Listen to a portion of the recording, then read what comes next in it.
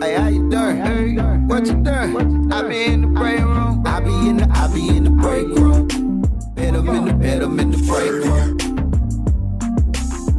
What you doing? Hey, what we doing? I be in the break room. I be in the break room.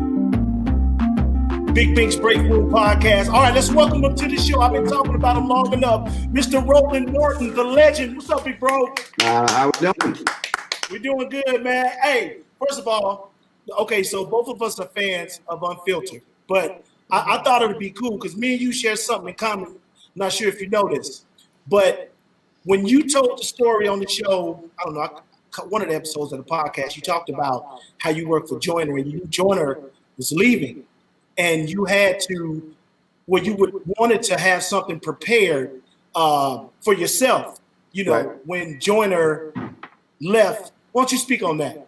When TV One decided to cancel News One Now, first of all, before that, I've been trying to get them to be more aggressive on digital. There were limitations in our cable contracts. And I knew Tom was retiring. He had announced it in December of 2017, retiring in 2 years. And so when they decided to cancel News One Now on TV One, my deal was I knew that we needed to have a daily platform to speak to our issues. For 25 years, he had done that. And Breakfast Club does it. Some degree, Steve Harvey does, Smiley, but not to the degree that Tom did. And so when Alfred Biggins, the CEO of TV One, was telling me they're canceling the show, I mean, seriously, at no point did I freak out. It was like a pit hit my stomach. I immediately went to call this person. I'm going to launch this here. And the whole strategy was to be able to use the last quarter of 2018, all of 2019, to build this platform. So when 2020 hit, we were prime position to be able to have maximum impact on the election. And that was the vision, is exactly what happened. And so when TV One offered me to be down, my agent was like, easy money, but they had no plan. Now, they sent me a sheet of paper saying we want to do this, but there was no budget attached to it. There was no real commitment. And I said, I can't be locked into a deal that, sure, is going to pay me very good 5 figures a month, but it's what I'm doing. And the deal that I had with them, I knew because I could not do anything else that targeted African Americans because of who they target. So I walked away from that deal. I refused to sign it. I was very shocked by it, but I knew, and everything that God gave me then has actually happened. They barely done anything when it comes to the election. Nothing substantive, nothing real. Had I signed that deal, I would not be able to do any of the live streams, any of these different things, because the contract would have prevented me from doing it. So I need people to understand that sometimes you've got to first of all ignore the money. I know somebody listening like, you out of your mind, but you have to ask, what am I doing? And so if you're paying me to sit on the sidelines, but I know my voice matters, then that's the last thing I want to do. And so it's really understanding and being clear on your vision for your life and what it is you want to accomplish. And more importantly, like if we look back now as opposed to back then, this doing Zoom and social media and digital, I mean, this probably weighs a little bit more heavier than radio right now. Now I can say that because me and you did work for Joyner. You know, I was one of the producers when you and Super Dave was having fun bragging on each other. I was back there, or when Super Dave was off, I was running to bringing you up for your segment on Joyner for years, for the last year of 2019. But now everybody's doing Zoom. Everybody has their own platform to get their message across. So you kind of like trailblaze that to the extent that you're doing it now. Well, actually, you gotta even go back further because it goes even way further than that. When I ran BlackAmericanWeb.com, we were doing audio and video. That was 2001. Mm-hmm.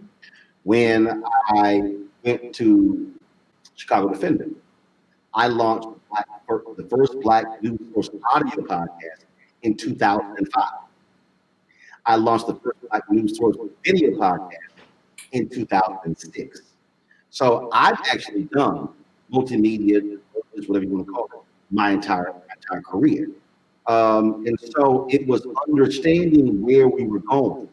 And so looking back, even though when we launched this show, I had 157,000 subscribers on my YouTube channel, I really wasn't doing a lot. In fact, 1 year earlier, we had about 75,000, then we sort of started doing more stuff. But because of the TV show and limitations of what we could do online, we really didn't focus on the YouTube channel. If I could go back 6, 8 years, I would be doing things simultaneously, far more aggressive on YouTube with video and doing what we do on television. But in the hindsight, it's 2020. But that's just, he said, you're right. So what happened was COVID hit, and folks are blowing me up. What should we do? What can we do? And all of this stuff on those lines. So it was very interesting. It was very interesting how my phone was blowing up with folks. They wanted to know about green screen and lights, put camera together and putting code together because we were already doing it. And so you're absolutely right. We were prime position for this moment. And so it was seamless for us. And we have actually seen a dramatic increase in our viewership, dramatic increase in our revenue because we were already there. Mm-hmm. I agree 100%. Now, speaking of your viewership, let's talk about the campaign that you have going on right now for Roland Martin Unfiltered. You're looking for donations of $50? Well, what we did was, so here's what that is. And so when I was deciding to do the show, I looked at two different models. There's a for-profit model, and there is a nonprofit model. And so I said, okay. And I went to the Texas. I sat down with Evans, who is the founder of the Texas Tribune. They're nonprofit. ProPublica's a nonprofit. And so there are a number of nonprofit entities, media entities out there. So I chose to go with the for-profit model because it's easier to go from a for-profit to a nonprofit as opposed to a nonprofit to a for-profit. And so what I did was I said, you know what? I don't want to, we're doing the show. I don't want to create a separate subscription category, which means, exclusive content because of more stuff. I said, here's what we're going to do. I said, we're just simply going to ask folks to support our show. The first check that I got, and this is actually before we even announced the Bring the Funk Fan Club. But this was literally 8 months before we launched the show. A Black woman, a 92-year-old Black woman in Long Island, New York, sent me a handwritten letter. She said that she watched me on TV One. She enjoyed my show. She said, your voice is important. She says, I heard about this digital thing you're launching. My daughter follows you on social because you play golf. Your voice is so important. She said, so I've enclosed a $500 check to ensure that we can do it. And so that's when I said, you know what? That's what we're going to do. We're just going to call it a fan club. We're just going to ask folks to support us. And here's the other piece. I was up front. I said, folks, we're not going to send you a T-shirt or a hat or a bumper sticker or all that swag stuff normally people have, to entice folks to give. I said, every dollar you give, we're going to pour right back into the show. We're not going to be trying to spend it on all this gear. No problem. We have 13,100 donors so far. I think 2 people said, well, why won't you send me a hat or a shirt? So the audience understands the value of what we're delivering, and their whole deal is, I want to support what you do. I've had folks give anywhere from $1 to $30,000. Right.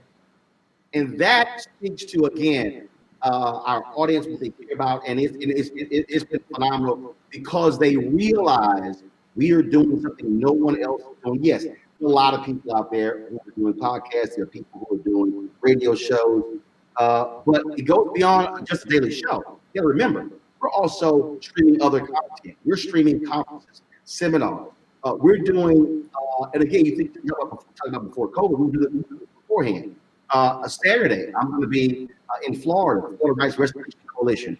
They're having 24 simultaneous events happening all across Florida. I'm going to see the one in Orlando where Common performing. We're going to live stream that event as well. So it's not just the daily show. We're also live streaming events, rallies, conferences, speeches, and so we've taken our social media platform and really programmed it like a television network does in terms of the kind of content that we're providing. Right, and I agree with that. And to speak to your point on having that first donation come in from a 92-year-old woman, the demo is changing. My grandmother is 91, and she'll call me and say, well, I saw on YouTube, or I saw your post on Facebook. There, really, her TV, there's only one show that she watches, and that comes on at 6 o'clock. Well, she watches Judge Judy, and then it's a show that comes on at 6 o'clock. Other than that, it's all digital. I had an 80-year-old woman sent me a letter last week or so, and she said, I watch you on my iPad. She sent her donation. She said, I watch you on my iPad. I don't own a TV. I don't want a TV.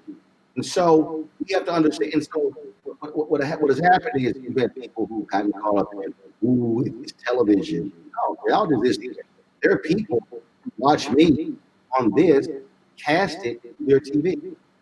There are people who are watching their YouTube channel through their smart app. So they're still watching me on TV. I'm simply not going through that particular model, which is traditional television. And I think people get so caught up in that. They get so caught up in, again, but it's a TV network. They get caught up in the validation. That's really what this is. It really speaks to the validation. They need, just like I remember years ago with a sister I was talking with, and she wanted to do book. She was just, and she wanted to self-publish, and we were on about 30 minutes. I said, stop. I said, can we just go in? She's like, okay, what do you mean? I said, you need to be validated by signing a book deal with a publisher. I said, you need for your ego to say Random House or St. Martin's Press, publish your book. I said, so can we stop sitting here playing games? I said, is it about how much money you're going to generate, or is it about them validating you? And that's what it is. It's the validation. Mm-hmm. It's the validation of ooh, they, like I'm sitting here, I got a book right here. Ooh, they sit here and they publish my book, and ooh, they publish my. I'm sitting here looking. This is a Gerald Horn book, Monthly Review Press, Dr. King's book, Beacon Press. I'm sitting here looking at another Gerald Horn book, International Publishers Inc. I'm sitting here looking at this other Gerald Horn book, University of Illinois Press. Hold on, this thing, I got 2,000 over there. I got a lot of books. This is Morrow. I just named 5 different publishers. Mm-hmm. But she was so caught up in that, and I told her, I said, boo, just go ahead, go get you a deal. Stop trying to waste my time talking about self-publishing, because you need validation from somebody else to say, I'm an author. Published author. I publish my books. I self-publish my books through my company. It's the same damn thing. You got an ISBN number? Right. It's the same thing. And so that's the piece that people have to get over, thinking, frankly, that ice is cold. When you did HBCU, I don't know if it was week, month, but I think your best show, and you probably got the best ratings, and you probably got the best calls and the best emails and the best feedback when you had that Langston University shirt on, sweater, Lord. When you had that sweater on, I'm pretty sure that it went crazy. I'm sure of that, Roland. Really, I'm sure. Shout out Langston University. Let's go. You're actually wrong. Now, I'm gonna be right. I'm alumni. I'm gonna be right for Langston. My alpha brother is the president of Langston. I did their commencement. Dr. Smith, Kent. I still support what they did, but no, that's not true. Here's my point, Big Roland.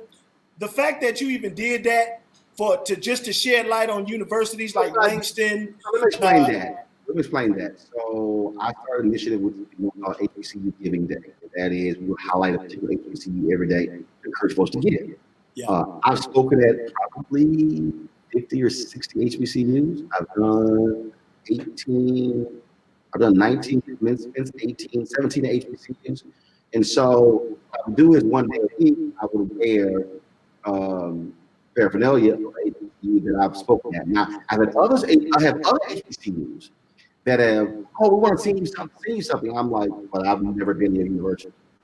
So part of my deal is I only rock gear of places I've actually been to. Gotcha. And so I did Langston's commencement. I was there last year. Ford Cares had a mobility initiative. I was there for them for that. So we've done.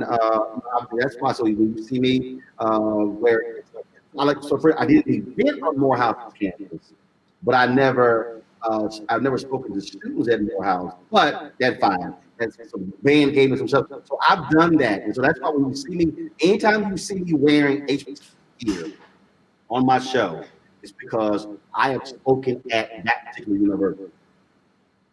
That's dope. I mean, just the fact that you're shedding light on these universities, because now than ever, especially with COVID, man, HBCUs needs as much help that we can possibly get. So that's awesome, man. Yep. That's So what's up. you're going into the second season of Roland Martin. No. We actually just completed the second season. So we launched September 4th, 2018. We celebrate our second anniversary, September 4th, 2020. And so we're actually in our third year. You're going into your third season. Yep. We're in it.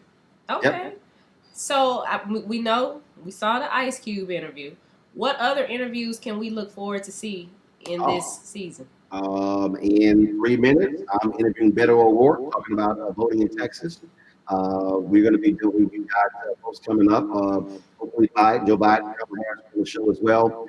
But we have all kinds of folks. And like I say, there's no one I can't get, I didn't get before. And so whether the politician that Lorenz Tate on the show last night, everybody's a new movie. We're going to have Dave talking with some folks who are doing some great basketball. So we really focus on folks out there who are working, and then also highlight it Tuesday. We have our Black Business segment where we talk about highlight Black businesses. We don't just talk about what Black people need to do. Black businesses, we actually highlight them every Wednesday segment, but we highlight African Americans who are in technology. So we do that as well. So it's all of. I mean, we really use every Friday we have our education matters segment. So then our fitness segment is on Monday. So we want to give a wide panoramic view of Black America every single day of Roland Martin. Now, if there's a Black business owner listening that would like to be highlighted on your show, do you seek out your guests, or can they submit to be on the also show? submit, but they have to understand that we look at it and we determine, we look at the product, we determine if it's an interesting interview. We passed on. Again, when we do it once a week, so we're only talking about whether going to be 50 trading, 48 a year. And so we take a look at it, how interesting it is, and things along those lines, we go from there. So all you got to do is send us an email at smart.com. There it is, and like I listen to Unfiltered on my iPhone, and I hit the podcast app. Boom, you right there. Download it, subscribe. Yep. It's that easy, y'all. It's that easy. So if you don't always watch the show each night at 6 p.m. Eastern, we stream on YouTube, Facebook, Periscope. We drive more people to YouTube because we generate more monetized better there. But there are other people who can download the audio podcast as well, so to get the audio for the whole show as well. So we have all of that, and we'll still be on the platforms, smart TVs, Roku, Apple TV. I purposely have not gone to those devices because there are additional costs and expenses associated with that. And so the smart thing for us has been how we maximize our revenue with existing platforms. That's what we've been able to do with our YouTube channel. Hey, man, we appreciate you taking. Look, you're a journalist. We all in the media. I know how it is about time management and structure, and you took a little extra time with us, and I appreciate that, man. Yeah, That's appreciate really it. awesome. I appreciate you, man. All right, folks. Actually, you spent a lot of time with me. I look a lot different now, but I was in the National Black Journalists Association with you in Dallas. Okay. DFWABC, absolutely. Yes. All right, folks. So before we go, yes. let's recap it one more time. How can they give? What do you want them to give? Yeah. And why do they need to give? Real simple. Our goal is to get a max 20,000 people, total 20,000 people. We get more than great, who give an average of $50 each, which is $4.19 a month, 13 cents a day.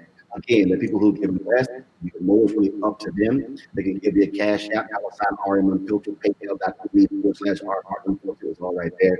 Venmo.com/RM Unfiltered. They can also send a money order to New Vision Media Inc. New Vision Media Inc. 1625 K Street Northwest, Suite 400, Washington, D.C. 2006.